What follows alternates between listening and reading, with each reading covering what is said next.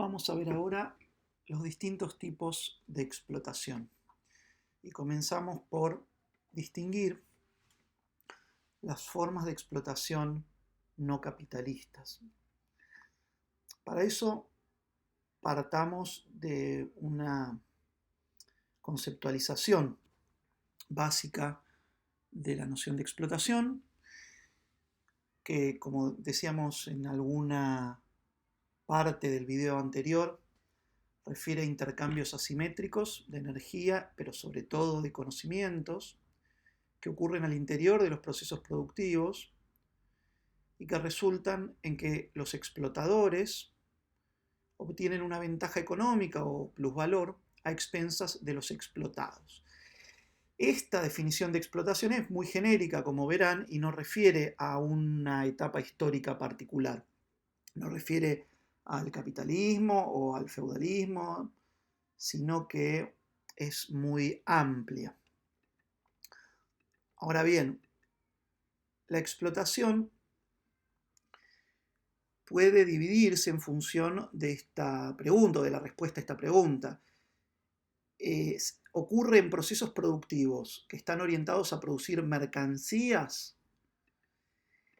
En el caso de que no, tenemos a la explotación no mercantil. La forma más notable de la explotación no mercantil es la del trabajo reproductivo doméstico. Seamos claros en esto. No quiere decir que cualquier forma de trabajo reproductivo o de trabajo doméstico sea explotación.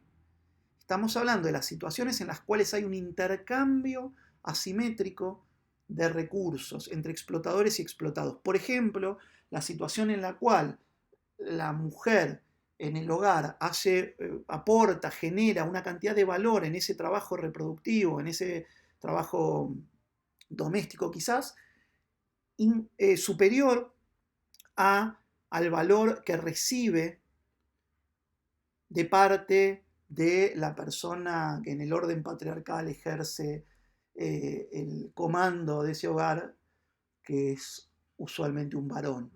Entonces, en caso de que se configure una relación de explotación como esa, tenemos una explotación no mercantil. No se producen mercancías en ese proceso productivo, o al menos no está orientado a la producción de mercancías como fin primario.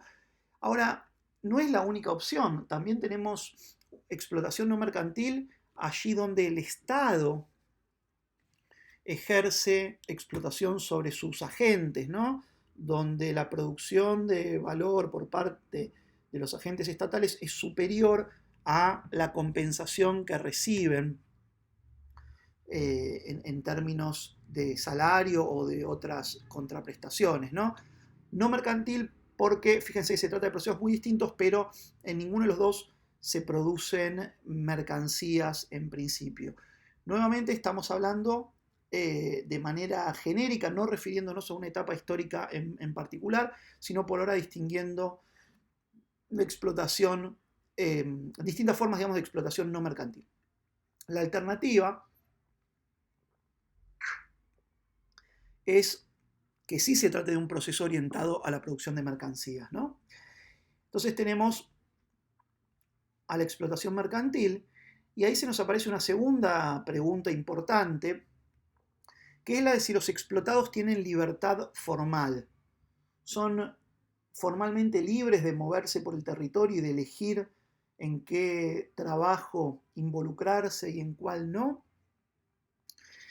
En el caso de que no, tenemos a la producción, perdón, a la explotación mercantil no capitalista, ¿no? Por ejemplo, ahí sí nos situamos históricamente en la etapa feudal o esclavista, pero también en relaciones que son de esclavismo o que son cuasi feudales que ocurren dentro del capitalismo, ¿no? Sabemos que hay situaciones de trabajo esclavo, semiesclavo, en donde no hay una libertad formal. Bueno, ese tipo de explotación, si es que se configura la explotación, si es que se configura la asimetría en los recursos intercambiados, lo cual es por lo demás muy probable, porque esa es una de las funciones básicas de estas relaciones semiesclavistas.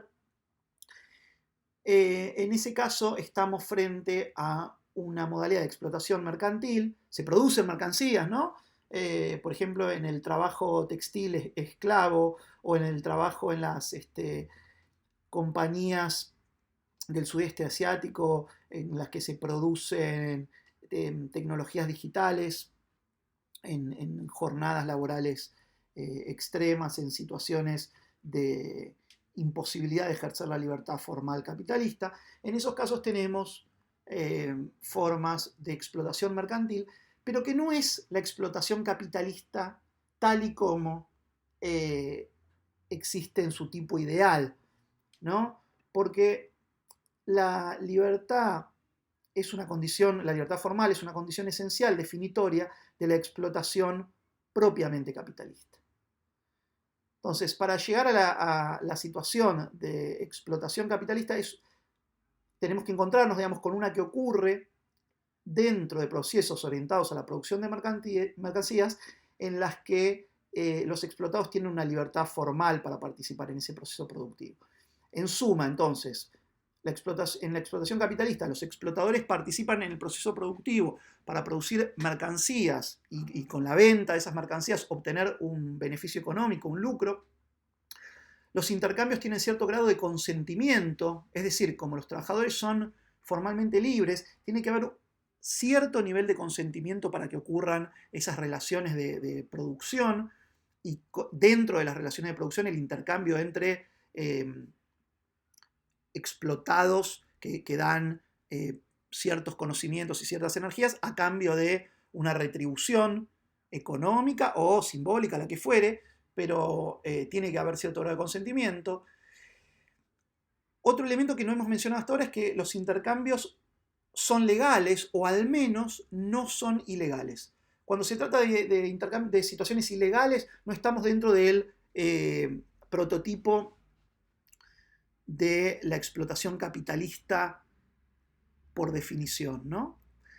Y finalmente, el punto que más me interesa y que está en relación con lo que vimos en el último video, el plusvalor surge de los conocimientos no remunerados, portados o aplicados por los explotados. En las otras formas de explotación, el plusvalor puede surgir de las energías también, ¿no? Cuando hablamos de la sobreexplotación o en el trabajo esclavo, se le paga menos de lo que vale la reproducción de los explotados y consecuentemente por debajo del valor de las energías, no solo de los conocimientos. En cambio, en la explotación mercantil capitalista, en la cual la reproducción de los explotados es necesaria para que funcione esta maquinaria de modo reiterado, tienen que compensarse los gastos energéticos y el plusvalor surge de los conocimientos no compensados. Ahora, muy importante es la siguiente cuestión.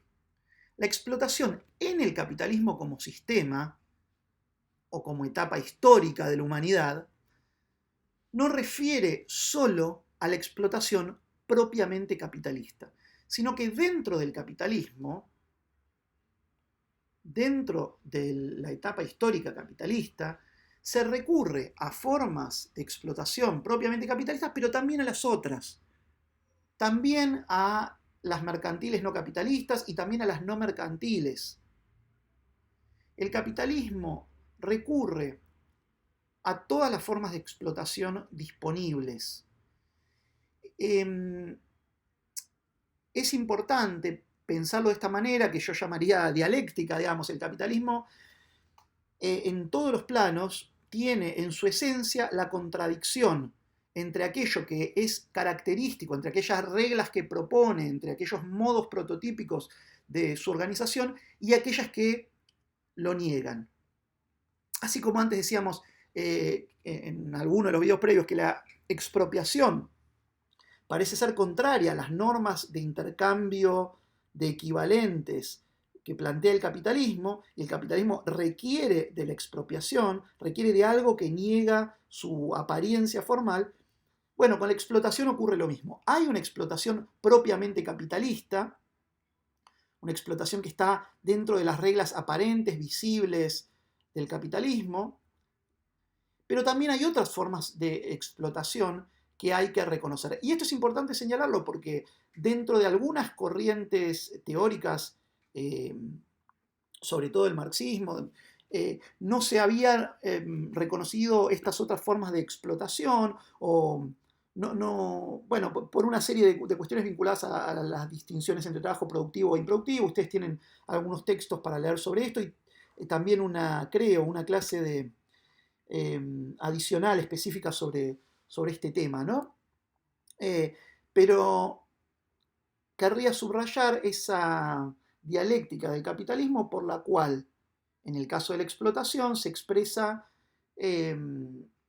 mediante la existencia de explotaciones propiamente capitalistas en relación con otras formas de explotación que ocurren al interior de esta etapa histórica, aunque parezcan ser ajenas a lo que plantea el capitalismo.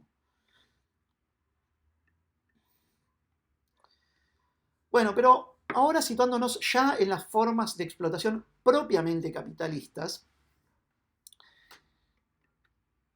querría distinguir tres tipos. Y este es otra cuestión importante de esta presentación o de las propuestas que les traigo. En general, la explotación capitalista, en las teorías que la consideran, refiere a la explotación por, lo que acá le vamos a llamar explotación por enajenación. La explotación vinculada al tiempo de trabajo, una persona trabaja una cantidad de horas, le pagan menos que el valor que generó, puso sus conocimientos y sus energías en un producto, el capitalista se quedó ese producto y le dio una compensación al trabajador para que reproduzca su fuerza de trabajo, pero hay una diferencia entre el valor que aportó el trabajo y aquel que recibe. Esta es la explotación por enajenación. ¿Por qué enajenación? Porque el producto del trabajo se ve enajenado. El capitalista se queda con ese producto, ¿no? Aquello que el trabajador aportó se objetivó en ese producto, se lo quedó el capitalista y de ese modo recibe el trabajador una compensación menor al valor que había puesto en ese objeto, que es, por cierto, de propiedad física del capitalista, ¿no? La propiedad física es el medio crucial para poder concretar la explotación. Pero tenemos dos formas más de explotación que me parece que es importante señalar. Importante no, que es decisivo señalar, que no tiene sentido. Ahora me estoy pasando enfático, pero digamos, una teoría de la explotación que no contempla estas otras dos cuestiones me parece que tiene dificultades para dar cuenta de la historia del capitalismo en general, pero para esta etapa del capitalismo en particular es imposible que pueda ayudarnos a entender la realidad o las representaciones que tenemos sobre la realidad que nos enfrenta si no se consideran estas modalidades adicionales no contempladas por las teorías más antiguas o propias del periodo industrial, emergidas en el capitalismo industrial. La primera es lo que acá estoy llamando explotación por copia, en algún momento le llamamos explotación por reproducción, de distintas formas, pero la idea es que hay conocimientos que son portados por los actores explotados y que son no objetivados en el producto de trabajo, sino copiados directamente por el capital, reproducidos por el capital y luego traducidos hacia las maquinarias, traducidos hacia manuales de procedimientos, hacia otros soportes. Pero digamos que la traducción de los conocimientos concreta una forma de explotación, porque se va a reproducir eso sin compensar al trabajador o a la comunidad, al colectivo que había producido esos conocimientos. Y en tercer lugar, la situación más peculiar que se asocia a la explotación de la atención humana, es decir, a la asimetría entre el valor de lo que representa la captura de la atención humana, que es un recurso escaso en esta etapa del capitalismo, ya lo veremos o lo habremos visto, no sé, depende en qué orden vean los distintos videos de este curso. Entonces, entre la simetría del valor generado por la atención humana y el valor de aquello que nos compensa, que nos dan por capturar esa atención, que puede ser un video, un software o algún otro, usualmente algún otro bien informacional. Pero vamos a ver esto un poquito más detalladamente. La explotación por enajenación se caracteriza porque el capitalista compra cierto tiempo de trabajo, ¿no? Te pagan por ir determinada cantidad de horas. Está muy asociada a la noción de tiempo. En esa explotación por enajenación, digamos la explotación clásica, la noción de explotación más o menos clásica, solo que puesta en el vocabulario del materialismo cognitivo, las energías y conocimientos del explotado se objetivan en un producto del que el capitalista es titular mediante la propia física. Por eso, los servicios del explotado son necesarios reiteradamente, ¿no? Porque si en un día objetivó sus conocimientos el carpintero en la producción de una mesa, el capitalista se quedó con esa mesa, la vende, realiza su plusvalor, etc. Le paga el sueldo al carpintero, pero para producir otra mesa necesita de vuelta al trabajador, tiene que pagarle nuevamente. Y este es el concepto dominante, por supuesto, en Marx y también en el grueso del marxismo. Pero no es la única forma de explotación. La explotación que acá le estamos llamando por copia tiene la característica de que el capitalista reproduce los conocimientos que pueden ser producidos en el tiempo de trabajo, pero también en el tiempo de ocio. Esos conocimientos son traducidos, estoy usando el concepto de traducción tal y como lo vimos en alguna clase previa, es decir, se cambia su soporte, se reproducen llevándolos a otro soporte material, desde la subjetividad hacia, por ejemplo, información, hacia algún video, hacia algún texto, etc. Y el capitalista se apropia de esos conocimientos mediante las regulaciones de propiedad intelectual, ¿no? Por eso, recuerden el concepto de regulación que veíamos antes, el establecimiento de estas normas es fundamental para que pueda producirse la explotación.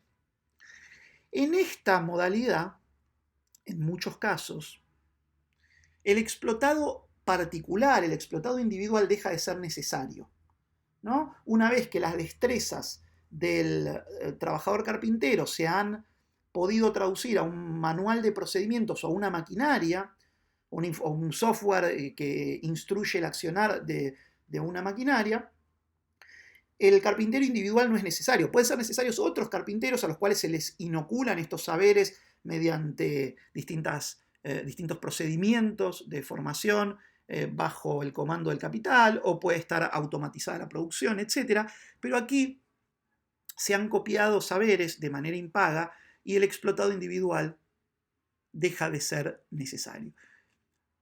Los autores que teorizan esto son, sobre todo, Jan Muller-Boutin, con su concepto de explotación en grado 2.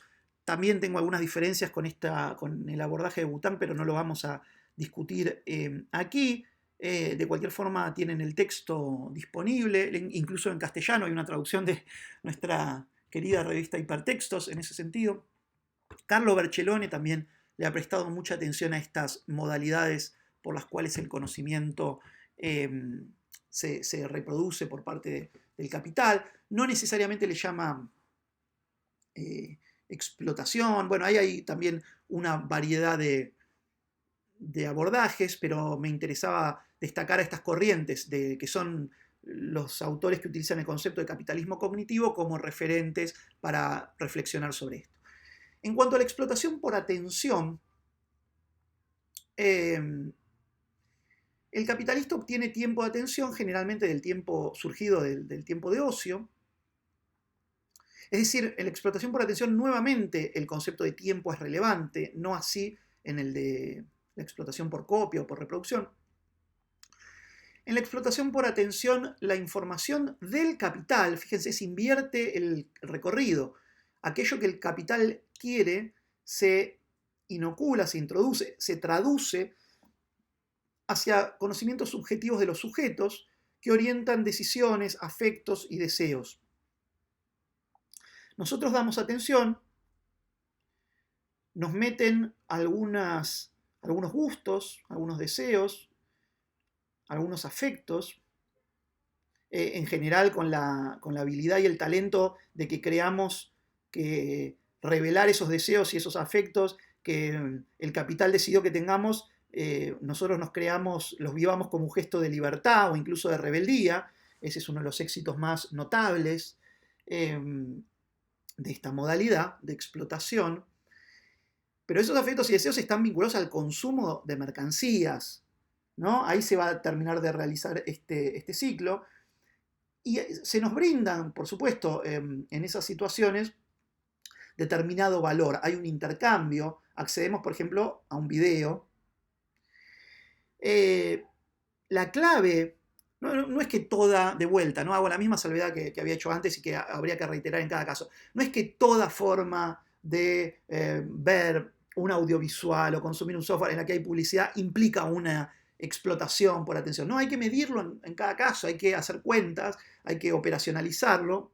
Pero digamos, es claro que existen algunas situaciones en las cuales el conjunto de bienes y servicios que recibimos, quienes vemos en tiempo de ocio determinados productos audiovisuales, es inferior al valor que nosotros estamos generando con nuestra atención, en la que se nos inocula en determinados deseos que se transforman en productos que consumimos, porque eso genera más riqueza, más valor para los explotadores que aquella que nosotros recibimos, ¿no? Entonces, nuevamente, no digo que en cada caso en el cual hay una publicidad, hay explotación automáticamente, no, sino que existe la situación en la cual en algunos casos ocurre esto. Lo mismo en la explotación por enajenación y la explotación por copia. No es que cada vez que alguien tiene un trabajo de una cantidad de horas, lo están explotando. No, puede ser, a nivel agregado ocurre eso, porque así funciona el capitalismo, si no, no habría acumulación.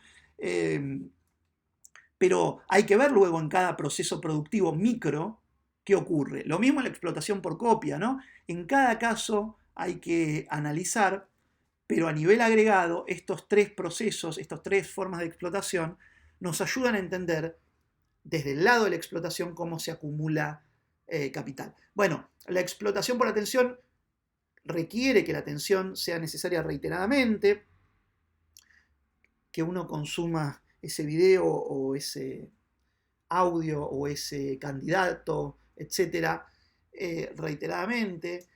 Los autores que han teorizado esto fueron Dallas Smythe antes de la masificación de Internet, antes de Internet en realidad, pero Christian Fuchs es quien lo trae al tema de los estudios de Internet. Es notable que entre estas dos formas de explotación añadidas, la explotación por copia y por atención, los autores que las plantean no consideran demasiado a la otra, ¿no? Pero bueno, eso implicaría también una discusión más finita de cada una de estas perspectivas. A mí me parece que tenemos que considerar estas tres cuestiones con el añadido central de la mirada del materialismo cognitivo, digamos, de que la explotación es siempre, en última instancia, de conocimientos en el capitalismo. Ese es el rasgo diferencial que quiero añadirles. Conclusiones entonces, no solo de la explotación, sino de todo este recorrido que hemos hecho acerca de la acumulación de capital. Primero, el capitalismo acumula en base a tres procesos: regulación, expropiación y explotación. Las regulaciones física y cognitiva se requieren para estabilizar una dinámica social que permita la expropiación y la explotación, ¿sí? Necesitamos normas, valores, un conjunto de creencias intersubjetivas que regulen el funcionamiento de la sociedad para que la expropiación y la explotación tengan lugar de manera fluida, de manera más o menos tranquila para el capital. La expropiación no es un proceso limitado a los orígenes del capitalismo, sino que se reitera permanentemente. la creación de valor y el crecimiento dependen del conocimiento. Este es quizás el punto que me resulta más importante, la conclusión que me resulta más importante. Que reflexionemos sobre cómo la creación de valor y el crecimiento dependen del conocimiento en última instancia. La explotación capitalista, por eso, se basa, finalmente, en conocimientos impagos. La esencia última de la explotación capitalista son los conocimientos impagos.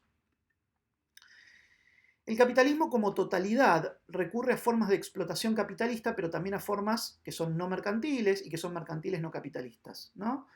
Esta cuestión que puede resultar rara si no se mira de un modo dialéctico. Finalmente, la explotación capitalista presenta tres variedades en la presente etapa: por enajenación, por copia y por atención. Bueno, hemos visto muchos temas en esta presentación, muchos abordajes que suponen o bien novedades o bien combinaciones que pueden resultar poco conocidas y que requieren ser discutidas a fondo. Les recomiendo que profundicen en los textos, que lo hagamos por supuesto en la clase presencial, digamos, en alguna instancia de intercambio, en alguna instancia compartida, pero sepan que son muchos conceptos los que están aquí dando vueltas y que es perfectamente entendible que se requiera quizás ver este video alguna vez más que la primera y discutir con los textos y no necesariamente, por supuesto, estar de acuerdo con lo que aquí se plantea, sino que podamos pensar en conjunto sobre algunas de estas cuestiones. Eso es todo entonces. Muchas gracias.